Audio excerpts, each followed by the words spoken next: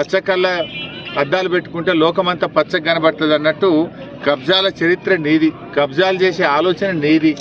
నేను రైతుల దగ్గర భూమి తీసుకున్న, రైతులు వాళ్ళ పట్టా పాస్ పుస్తకాలు వాళ్ళ దగ్గర తీసుకొని మేము ధరణి ద్వారా రిజిస్ట్రేషన్ ఆఫీస్కు వెళ్ళి పట్టా భూమిని రైతుల దగ్గర 13 ఎకరాలు కొనుక్కోవడం జరిగింది. అంతే తప్ప ఒక్క గుంట కానీ ఒక ఎకరం కానీ నేను ఇరిగేషన్ భూమి కానీ ప్రభుత్వ భూమి కానీ తీసుకోలేదు. తీసుకునే ఆలోచనే మాకు ఉండదు. మా చరిత్రలోనే మాకు అవకాశమే ఉండదు. ఈరోజు నేను రైతులు ఏ భూమి అయితే అమ్మారో, రైతులు ఏ మోకా అయితే చూపించారో దాని ప్రకారంగా నేను కబ్జాలో ఉన్న ఒక్క గుంట కూడా నేను ఎక్కువలేను. రా, నువ్వే రా, ఐ వెల్కమ్ యూ. నీ సమక్షంలో నేను కూడా ఉంటే ఇద్దరం కలిసి కొలిపిద్దాందా, ఎప్పుడు వస్తావో రా. కానీ నువ్వు ఏదో విధంగా బ్లాక్మెయిల్ చేస్తే ప్రశ్నించడం ఆగుతుంది అనుకుంటున్నావు. మేము నువ్వు ఎన్ని రకాల బ్లాక్మెయిల్ చేసినా ప్రశ్నించడం ఆపము. ప్రజల పక్షాన, బీఆర్ఎస్ పార్టీ పక్షాన నిన్ను, నీ ప్రభుత్వాన్ని ప్రశ్నిస్తూనే ఉంటాం. రైతులకు ఎక్కడ అన్యాయం జరిగినా, ప్రజలకు ఎక్కడ అన్యాయం జరిగినా 6 గ్యారెంటీలు అమలు జరిగేదాకా రేవంత్ రెడ్డిని, కాంగ్రెస్ ప్రభుత్వాన్ని ప్రశ్నించడమే మా బాధ్యత. ప్రజలు మాకు ఇచ్చిన బాధ్యతనే ప్రతిపక్షంగా మా హక్కులు కాపాడండి, వీళ్ళు ఇచ్చిన హామీలు అమలయ్యేలా చూడండి అనే ప్రజలు ప్రతిపక్షంలో మాకు బాధ్యత ఇచ్చారు. తప్పకుండా కేసీఆర్ గారి నాయకత్వంలో మిమ్మల్ని ప్రశ్నిస్తూనే ఉంటాం. రాష్ట్రంలో ప్రభుత్వం వడ్ల కొనుగోలు విషయంలో పూర్తిగా విఫలమైంది. వ్యవసాయానికి పెట్టుబడి సాయం చేయలేదు. కనీసం వడ్లైనా కొనుగోలు చేసి రైతులకు మద్దతు ధర ఇస్తారేమోనని ఆశించాం. కానీ రాష్ట్ర వ్యాప్తంగా ఎక్కడ కూడా కొనుగోలు జరగక రైతులు 400-500 రూపాయలు తక్కువ ధరకు దళార్లకు వడ్లు అమ్ముకున్నారు. అంటే ధాన్యం దళార్ల పాలైపోయింది. మొదట్లో బాగా పంట పండింది, 90 లక్షల మెట్రిక్ టన్నుల వడ్లు కొంటామని సివిల్ సప్లైస్ మంత్రి ఉత్తమ్ కుమార్ రెడ్డి గారు స్టేట్మెంట్ ఇచ్చారు. నిన్ననేమో సివిల్ సప్లైస్ కమిషనర్ చౌహాన్ గారు 70 లక్షల మెట్రిక్ టన్నుల వడ్లు కొంటామని ఆయన స్టేట్మెంట్ ఇచ్చారు. అంటే 20 లక్షల మెట్రిక్ టన్నులు ఎక్కడ పోయింది మరి మధ్యలో? 20 లక్షల మెట్రిక్ టన్నులు ఎక్కడ పోయినట్టు? అంటే దళార్ల పాలైంది.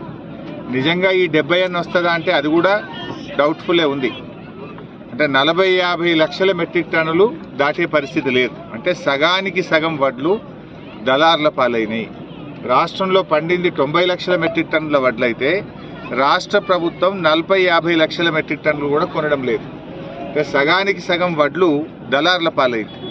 అంటే మీరు సకాలంలో మిల్లర్లను సమాయత్తం చేయకపోవడము, మిల్స్ టైఅప్ చేయకపోవడము, కొనుగోలు కేంద్రాలు ప్రారంభించకపోవడము, గన్నీ బ్యాగ్స్ అందించకపోవడం వల్ల, మీ యొక్క ఆలస్యం వల్ల రైతులకు నష్టమైంది. మీరు 500 బోనస్ అన్నారు. బోనస్ మాట దేవుడేరు కానీ 500 లోపలికి. బోనస్ రావాల్సిన రైతులకు 400-500 తక్కువ ధరకే దళార్లకు అమ్ముకునే పరిస్థితి కలిగిందంటే ఇది పూర్తిగా రాష్ట్ర ప్రభుత్వం యొక్క వైఫల్యం. ఇది టోటల్గా గవర్నమెంట్ ఫెయిల్యూర్. ఇలా రైతులకు ఏ ఒక్క హామీ నిలబెట్టుకోలేదు. వరంగల్లో రైతు డిక్లరేషన్లో 9 హామీలు ఇచ్చింది ప్రభుత్వం. 9లో ఒక్కటన్నా అమలైందా? రైతులకు 15,000 రైతు భరోసా అన్నారు, అమలు కాలేదు. 2వ హామీ కౌలు రైతులకు 15,000 రైతు భరోసా అన్నారు, కాలేదు. 3వ హామీ వ్యవసాయ కూలీలకు 12,000 ఇస్తామన్నారు, కాలేదు. 4వ హామీ రైతు రుణమాఫీ ఏకకాలంలో ఒకేసారి డిసెంబర్ 9వ తేదీ చేస్తామన్నారు, కాలేదు. ఏది వ్యవసాయ పనిముట్లు ఇస్తామన్నారు, జరగలేదు.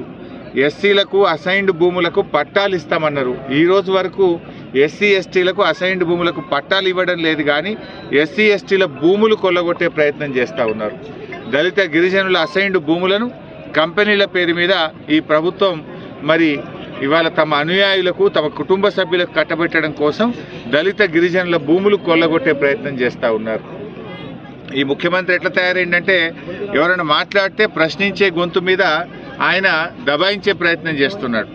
ఎవరన్నా కేటీఆర్ గారు అన్యాయాలను ప్రశ్నిస్తే కేటీఆర్ మీరు తెలుగులో అనర్గళంగా రాయగలరా? స్పష్టంగా మాట్లాడగలరా? మాటలకు తగ్గట్టు అభినయించగలరా? అయితే ఇంకెందుకు ఆలస్యం, క్యూన్యూస్ మీకు ఒక మంచి అవకాశాన్ని ఇస్తుంది. క్యూన్యూస్ లో పనిచేయటకు లేడీ యాంకర్స్ కావాలను సంప్రదించవలసిన నెంబర్ 8688926084. క్యూన్యూస్@gmail.com ను సంప్రదించండి. లైక్ చేయండి.